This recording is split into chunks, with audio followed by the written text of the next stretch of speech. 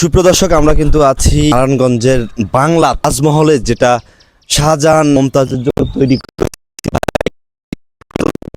আমি জন্মাতাম তাহলে এর থেকে বেশি বড় একটা তাজমহল আমি মেক করতাম। তবে এই সময় যদি আমার কাছে টাকা থাকতো, আমিও আমার ওয়াইফের জন্য এরকম একটা তাজমহল বানায় ফেলতাম। এর কারণ কি, আমাদের এখানে কিন্তু সেই সব জিনিস নাই যেটা ভারতের তাজমহলে আছে। তবে এই জিনিস খুব কম খরচেই হয়ে যায়, ঠিক আছে।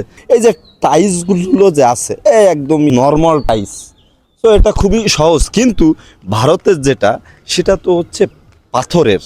তো এই যে এই সাইডটাতে কিন্তু আমরা ফার্স্টে এই সাইড থেকে ঢুকছি, এবং এই আরে বাবা, এখানে আবার শুটিং হচ্ছে, বুঝছো, তো হিরোইন দেখতেছে, হিরোইনকে একটু দেখাও।